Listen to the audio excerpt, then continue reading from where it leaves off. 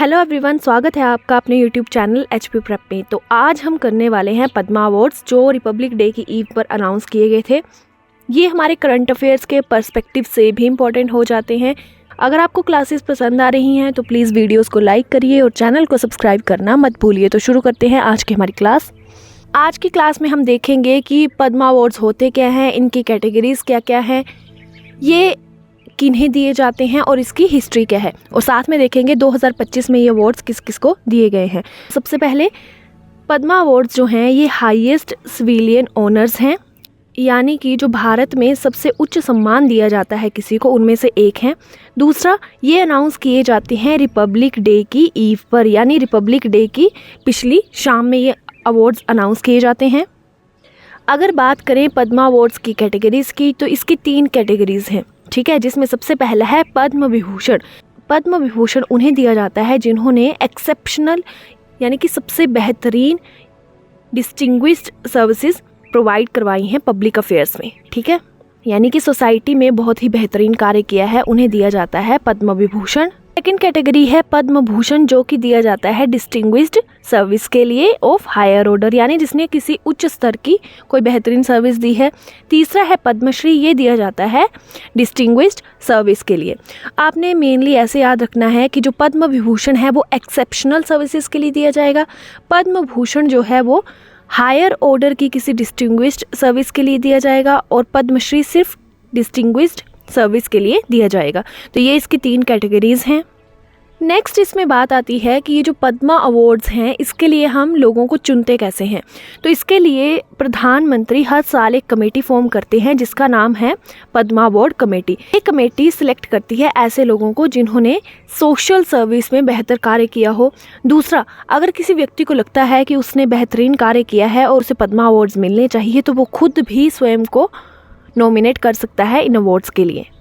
तो हमने अभी तक देखा कि पद्मा अवार्ड्स की कैटेगरीज क्या हैं और कमेटी कौन बनाता है ताकि लोगों को सिलेक्ट किया जाए इन अवार्ड्स के लिए। अब हम देखेंगे कि ये जो पद्मा अवार्ड्स हैं इनकी हिस्ट्री क्या है। पद्मा अवार्ड्स जो हैं ये भारत सरकार ने शुरू किए थे भारत रत्न के साथ, ठीक है। भारत रत्न और पद्मा अवार्ड्स ये दोनों गवर्नमेंट ने शुरू किए थे 1954 में। जब ये अवार्ड्स शुरू किए गए थे 1954 में, तो हम पद्मा अवार्ड्स को पहला वर्ग, दूसरा वर्ग और तीसरा वर्ग ऐसे कैटेगराइज करते थे, ठीक है।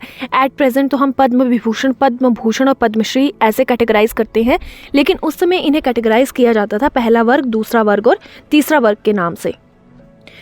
फिर 8 जनवरी 1955 में प्रेसिडेंट के ऑर्डर से इन अवार्ड्स का नाम कर दिया गया पद्म विभूषण, पद्म भूषण और पद्मश्री। तो ये याद रखने वाली बात है कि 1954 में ये अवार्ड्स शुरू किए जाते हैं और इन्हें कैटेगराइज किया जाता है पहला वर्ग, दूसरा वर्ग और तीसरा वर्ग के रूप में। बाद में 1955 में प्रेसिडेंशियल ऑर्डर से इन्हें रीनेम किया जाता है पद्म विभूषण, पद्म भूषण और पद्मश्री। अब यहाँ पर एक बात और याद रखना कि ऐसा नहीं है कि हर साल ही दिए गए हैं, बीच में ऐसे भी कुछ साल रहे हैं जब ये अवार्ड्स अनाउंस नहीं किए गए हैं। तो वो थे 1978, 1979, 1993 और 1997। इन 4 सालों में ये अवार्ड्स नहीं दिए गए हैं। अब हमने ये तो देखा कि ऐसे लोग जिन्होंने पब्लिक अफेयर में या पब्लिक सर्विसेज में एक्सेप्शनल काम किया हो उन्हें ये अवार्ड्स दिए जाते हैं, लेकिन कुछ ऐसे भी कैटेगरीज़ हैं जहाँ पर ये अवार्ड्स नहीं दिए जाते हैं। जैसे अगर कोई गवर्नमेंट सर्वेंट है, यानी जो सरकारी अधिकारी हैं, उन्हें ये अवार्ड नहीं दिए जाएंगे। दूसरा, जो पब्लिक सेक्टर अंडरटेकिंग्स के अंडर काम करते हैं उन्हें ये अवार्ड्स नहीं दिए जाएंगे, लेकिन जो डॉक्टर्स और साइंटिस्ट हैं उन्हें ये अवार्ड्स दिए जाते हैं, ठीक है। अगर डॉक्टर्स और साइंटिस्ट PSUs के अंडर भी हैं तो भी उन्हें ये अवार्ड्स दिए जाएंगे। यहाँ पर ये दोनों आप पॉइंट्स याद रखने हैं कि गवर्नमेंट सर्वेंट्स और ऐसे लोग जो PSUs के अंडर काम करते हैं उन्हें पद्मा अवार्ड्स नहीं दिए जाते हैं एक्सेप्ट डॉक्टर्स एंड साइंटिस्ट। अगर हम 2025 की बात करें तो इस साल पद्म विभूषण अनाउंस किए गए हैं 7 लोगों के लिए, ठीक है। उसमें से आपने सबसे इम्पोर्टेंट याद रख लेना है कि 3 ऐसे लोग हैं जिन्हें मरणोपरांत अवार्ड्स दिए गए हैं, और उसमें एक जापान के ओसामू सुजुकी भी हैं, ठीक है। तो बाकी तो इंडियन है, लेकिन एक याद रख लेने हैं, जो जापान के ओसामू सुजुकी हैं उन्हें ये दिया गया है मरणोपरांत। पद्म भूषण की बात करें तो ये इस साल दिए गए हैं 19 लोगों को, और पद्मश्री की बात करें तो ये इस साल दिए गए हैं 113 लोगों को। पद्मश्री हमारे लिए बहुत इंपॉर्टेंट हो जाता है हिमाचल के एग्ज़ाम्स के पर्सपेक्टिव से, क्योंकि इस साल हिमाचल के हरिमन शर्मा को एग्रीकल्चर सेक्टर में पद्मश्री के लिए चुना गया है। तो हम बात करेंगे हरिमन शर्मा की। तो यहाँ से ऐसा क्वेश्चन आ सकता है कि ये कौन से डिस्ट्रिक्ट को बिलोंग करते हैं। तो हरिमन शर्मा बिलोंग करते हैं बिलासपुर डिस्ट्रिक्ट को, और इन्हें एप्पल की एक वैरायटी है HRMN99, इस वैरायटी को ग्रो करने के लिए पद्मश्री के लिए चुना गया है।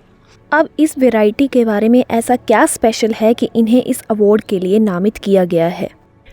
ये जो वैरायटी है एप्पल की HRMN99, ये जो गर्म इलाके हैं यानी कि प्लेन एरियाज़ हैं वहाँ पर ग्रो हो सकती है। तो ये थोड़ा एक्सेप्शनल है क्योंकि जो एप्पल हैं वो लगभग हमारे 5000 से 8500 फीट से ऊपर की हाइट में ही ग्रो होते हैं, और उसके लिए उन्हें चिलिंग आवर्स भी चाहिए होते हैं। लगभग 1000 से 1500 घंटे के चिलिंग आवर्स चाहिए होते हैं। लेकिन ये ऐसी वैरायटी है जो गर्म इलाकों में पैदा हो सकती है। ठीक है, सिर्फ एक ही ड्रॉबैक है इस वैरायटी का कि इनकी शेल्फ लाइफ जो है वो 10 से 12 दिन तक की रहती है। ठीक है, बाकी ये टेस्ट में और इनका जो आकार है वो भी सेम जैसे एप्पल का होता है वही होता है। तो ये एक तरह की एक्सेप्शनल बात ही है कि एप्पल को हम गर्म इलाके में भी ग्रो कर सकते हैं, क्योंकि इससे पहले हम जानते थे कि एप्पल को सिर्फ हाई एरियाज़ में और ठंडे एरियाज़ में ही ग्रो किया जा सकता है। तो इसी एक्सेप्शन की वजह से हरिमन शर्मा को सिलेक्ट किया गया है पद्मश्री के लिए, जो कि हमारे लिए पढ़ना बहुत ज़रूरी हो जाता है। तो ये हिमाचल प्रदेश के अपकमिंग एग्ज़ाम्स के लिए बहुत इंपॉर्टेंट टॉपिक हो जाता है, ध्यान में रख लेना है। दूसरी चीज़ यहाँ पर इम्पोर्टेंट हमारे लिए ये हो जाती है कि हिमाचल में अब तक कितने लोगों को पद्म विभूषण, पद्म भूषण और पद्मश्री मिल चुका है। तो अगर बात करें पद्म विभूषण की, तो ब्रज कुमार नेहरू हिमाचल प्रदेश से उन्हें 1999 में पद्म विभूषण मिल चुका है, और अब तक लगभग 21 लोगों को पद्मश्री मिल चुका है। और अब 2025 में एक और अनाउंस हुआ है, तो अब ये हो गया है 22। ठीक है, तो 22 लोगों को पद्मश्री मिल चुका है और एक व्यक्ति को मिला है पद्म विभूषण, जबकि पद्म भूषण किसी को भी नहीं मिला है अभी तक। सो ये थी आज की हमारी क्लास। अगर आपको क्लास पसंद आई है तो प्लीज़ वीडियो को लाइक करिए और चैनल को सब्सक्राइब करना मत भूलिए।